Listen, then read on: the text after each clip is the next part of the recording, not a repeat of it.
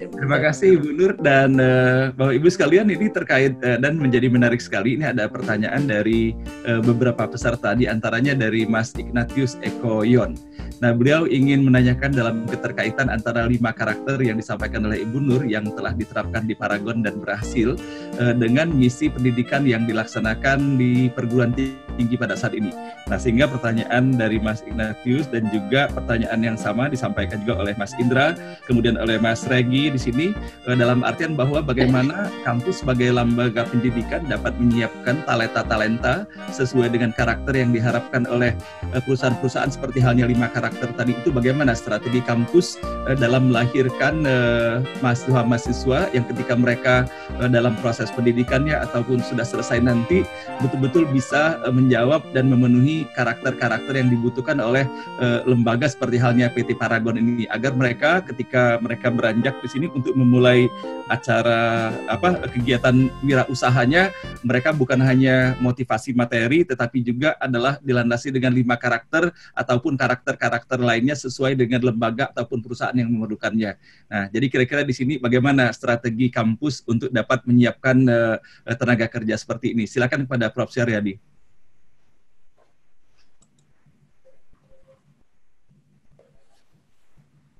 Terima kasih Pak Hasan. Jadi memang apa yang dilakukan Wardah dengan karakter yang telah ditentukan 5 sikap tadi ya, ini memang merupakan satu pondasi. Jadi memang tadi disampaikan karakter itu jadi pondasi ya, dari sikap seluruh karyawan dan sikap yang seperti ini yang kemudian menyebar ke seluruh karyawan. Ini menjadi satu kunci keberhasilan perusahaan yang bersangkutan. Nah, demikian juga di Undira, kita mempunyai, sudah tetapkan visi dan nilai-nilai ya, yang sebenarnya muaranya itu sama dengan apa yang disampaikan Ibu Nur Hayati. Tetapi tentu dengan kemasan yang berbeda-beda ya. Jadi kita menekankan di Undira itu karakternya tuh ke VIP, Bu. Visioner, inovatif, dan produktif ya. Jadi ini profesional, Bu, profesional. Ya. Dan karena ini baru setahun, Bu ya, ini memang masih perlu banyak waktu ya untuk membuktikan ya. Tapi paling tidak dari awal kita sudah mencoba untuk memberikan pondasi awal. Kalau Wardah butuh 35 tahun saya kira ya. Tetapi kan Wardah menemukan nilai-nilai ya dalam perjalanan ya, dalam perjalanan. Dari awal sudah ada nilai-nilai yang dibawa yang sangat bagus ya. Kemudian diformulasikan. Ini pun saya kira dalam perjalanannya Universitas Dian Nusantara ini juga akan mengalami proses metamorfose dari nilai-nilai yang akan semakin baik ya, mudah-mudahan ya. Jadi konteksnya bagaimana kita bisa terus-menerus meningkatkan kualitas pendidikan kita di Undira sebaik-baiknya. Sebagaimana kalau Wardah ini konteksnya meningkatkan produksi yang langsung dipakai masyarakat ya. Kalau kita ini namanya pendidikan ini kan prosesnya panjang ya. Sehingga penilaiannya juga jangka panjang. Tidak bisa sesaat. Ibu Nur Hayati lulusan ITB yang beberapa puluh tahun yang lalu tentunya ya. Mungkin duluan Ibu Nur Hayati dibandingkan saya nggak tahu. Saya saya udah 70 tahun, Pak. Oh, saya 68, Bu. Beda 2 tahun. Jadi bedanya 2 tahun tapi rezekinya Allah yang menentukan, Bu. Beda-beda. Tapi yang penting saya kira kalau semua kita mempunyai cita-cita, ikut berpartisipasi mengisi kemerdekaan dengan berbagai cara yang kita punyai, karena semua orang tidak ada yang sama ya. Tetapi mempunyai jiwa yang semangat yang sama untuk meningkatkan diri sendiri, kemudian meningkatkan keluarganya, meningkatkan masyarakat sekitarnya dengan berbagai kegiatan-kegiatan yang bisa dipertanggungjawabkan. Ini saya kira sudah sangat bagus ya. Sebab bangsa kita ini bangsa yang besar seperti Bu Nur Hayati di dalam videonya tadi. Bangsa yang besar itu masalahnya juga besar. tetapi apa yang bisa dicapai juga besar kalau mencapainya dengan benar. Tapi kalau yang bercita-cita ingin meningkatkan kemampuannya sehingga menjadi membesarkan bangsa ini tidak banyak, ya susah, ya. Jadi bayangin kalau Ibu Nur Hayati ini diikuti beberapa perempuan Indonesia, nggak usah sangat banyak lah. Walaupun memang susah ya, tapi kalau bisa 100, apalagi 1000, waduh, luar biasa sekali itu yang terjadi di bangsa kita ini. Jadi setiap bangsa yang maju itu ditentukan oleh berapa banyaknya dan berapa suksesnya para wirausahawannya di seluruh dunia. Amerika tadinya yang menguasai, kemudian RRC sekarang yang menguasai. Itu karena apa? Pengusahanya yang berperan, ya. Negaranya yang mengatur infrastruktur, yang mengatur regulasi, sehingga semua pengusahanya bisa berkembang dengan baik, ya. Dan kalau inilah perpaduan kombinasi antara pemerintah yang bertanggung jawab untuk memajukan bangsa ini dengan masyarakat yang kemudian mengikuti apa yang diinginkan pemerintah itu. Ini menjadi satu kesatuan yang sangat bagus. Kombinasi seperti itu yang akan menjadikan bangsa ini menjadi maju ke depan. Jadi itu Pak Hasan kira-kira ya. Saya belum bisa banyak ngomong karena baru setahun berdiri. Jadi nilai-nilai pun masih kita coba. Ya. Masih sementara ini kita coba, yang penting diakreditasi bisa diterima gitu sementara ini. Terima kasih Pak Hasan. Assalamualaikum. Terima kasih Prof atas penjelasannya. Nah, berikut ini Ibu Nur, terdapat beberapa pertanyaan lagi dan saya himpun saja dari Mas Bayu, dari Ibu Indra, dari Mas Bayu, dari Mas Indra. Disampaikan di sini bahwa dan juga dari Mas Regi, bahwa selama ini kan banyak anggapan bahwa kalau seandainya seseorang dengan latar belakang kehidupan agama, orang tuanya sebagai organisasi Islam, seakan-akan bahwa yang dilaksanakan ke depannya hanya kegiatan agama saja, tidak berkecimpung dalam bisnis, susah, pokoknya tidak ada bakat lah untuk bisa berkembang seperti apa yang didapati oleh Ibu Nur. Itu pertama.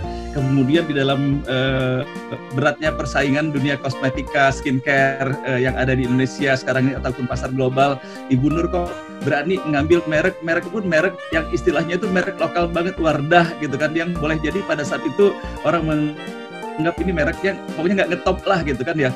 Namun kenyataannya sekarang Ibu Nur kok bisa menjadi tuan rumah di negeri sendiri gitu kan.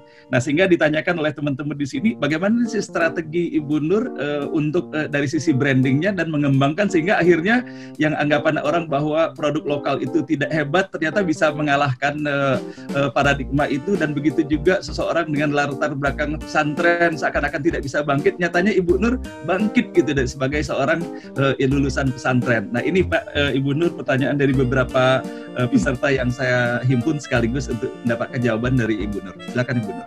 Ya, jadi mungkin sekalian saya jawab juga ya. Jadi apa? Ada juga sering ada pertanyaan kan, apa jadi pengusaha itu karena turunan gitu ya? Apa karena lingkungan gitu kan? Jadi ini Pak Hasan. Jadi kalau saya lihat dalam perjalanan hidup saya kan 8 bersaudara ya, 8 bersaudara. Memang bapak saya pedagang, ibu saya pedagang. Tapi hanya saya jadi wirausaha 1 dari 8. Jadi adik saya itu yang dulu Pak Prof Surhayadi bantu jadi dosen mercubuana Bu Resmi Bestari di teknik sipil itu Pak. Jadi mungkin ingat. Jadi itu yang sekarang juga pegang prodi S2. Nah itu ya adik saya waktu itu kan minta tolong Prof Surya dimasukin ke percobaan. Terima kasih, gak ingat Pak. ITB Bu. ITB ya. Jadi saya sebetulnya jadi pengusaha itu boleh dikatakan sebetulnya sih orang tua saya waktu itu memang cita-citanya kalau boleh sih anak-anak kita ini semua jadi pengusaha gitu ya. Karena orang tua saya bilang kalau pengusaha itu enak gitu ya, jadi ada duitnya dapat tiap hari lah waktunya. Kalau lagi perempuan, ibu saya bilang perempuan tuh enak jadi pengusaha, jadi waktunya lebih fleksibel. Itu sebetulnya begitu. Tapi kan seperti saya cerita tadi, saya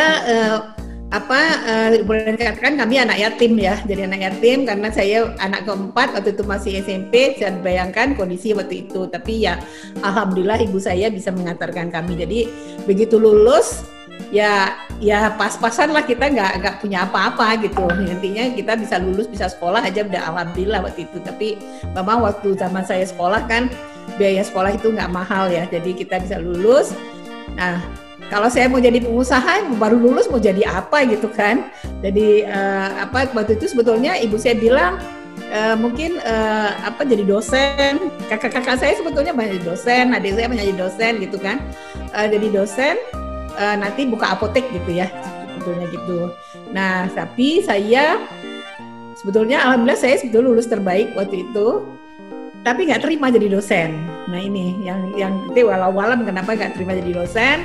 Jadi itu kemudian ya saya pernah kerja di apotek, pernah kerja di rumah sakit juga. Dan terakhir akhirnya saya bekerja di Wella Kosmetik. Jadi saya itu memang dalam lingkungan agama, tapi orang tua saya memang pedagang. Kemudian saya kan cuman sampai SMP, pesantrennya sampai SMP, kemudian masuk SMA dan kemudian dari ITB. Nah mungkin bertanya, di dalam lingkungan agama sendiri saya lihat banyak juga yang terjadi pengusaha. Nah jadi saya melihat itu, ini pun juga kemarin kita juga coba belajar ke INSEAD ya, belajar family business ya. Ternyata perusahaan yang sukses itu adalah yang punya value, yang punya tujuan yang baik. Jadi bukan yang punya tujuan hanya cari uang ya. Jadi itu yang menyebabkan, jadi kalau saya merasa kenapa saya bisa bangkit balik lagi itu adalah karena tujuannya bagaimana bermanfaat untuk orang lain gitu. Nah, dengan tujuan yang kita bermanfaat untuk orang lain itu membuat kita kita semangat gitu. Jadi bagaimana perusahaan ini tambah besar sehingga banyak yang kita lebih banyak lagi memberi manfaat. Jadi mungkin itu yang sedikit dari pendidikan agama. Dan kemudian kenapa pilih Wardah gitu ya. Ya tadi seperti yang saya ceritakan, sebetulnya itu ide bukan dari saya, ide dari pesantren. Ada tamu dari pesantren ngasih ide. Saya waktu itu awalnya kan membuat produk mereknya Putri. Itu adalah produk untuk salon karena saya bekerja juga di perusahaan yang bergerak di perawatan rambut untuk salon-salon. Ya di tahun 95 itu saya mulai dengan produk salon. Nah tahun 85, tahun 95 saya kedatangan tamu ngasih ide dengan nama Wardah. Kenapa namanya Wardah? Karena awalnya itu memang kita ini belum, waktu tahun 95 itu kan belum ada produk muslim.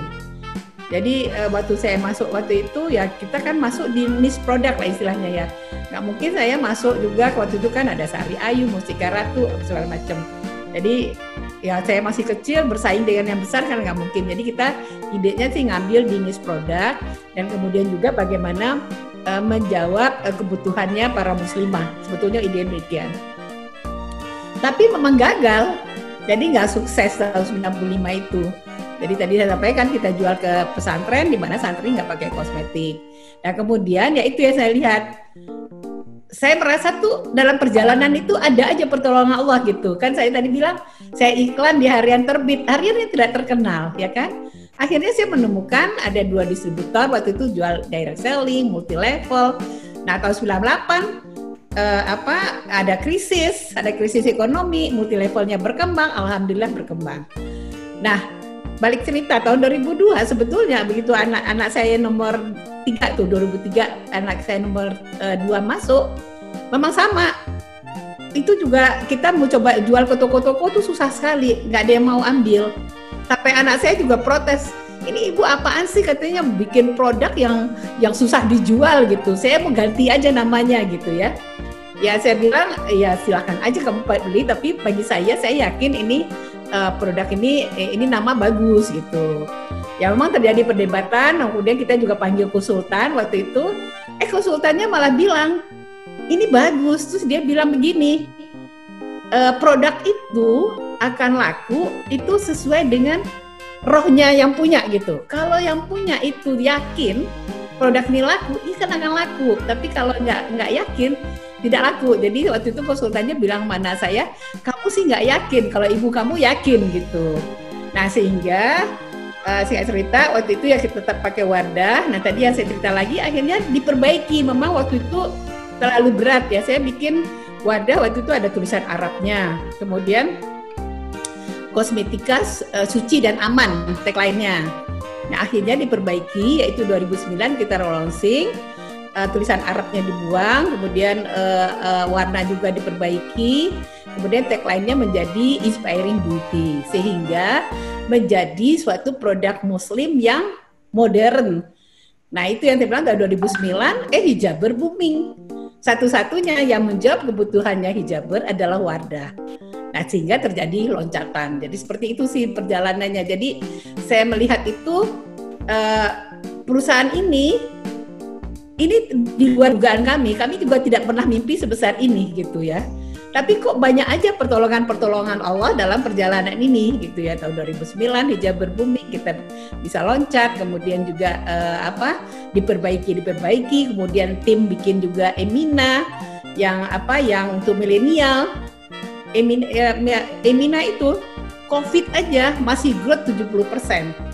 Jadi kami memang yang wadahnya turun tapi Eminanya naik gitu. Jadi makanya masih masih lumayan gitu ininya. Jadi mungkin seperti itu ya bisa menjawab barangkali ya kalau mengenai.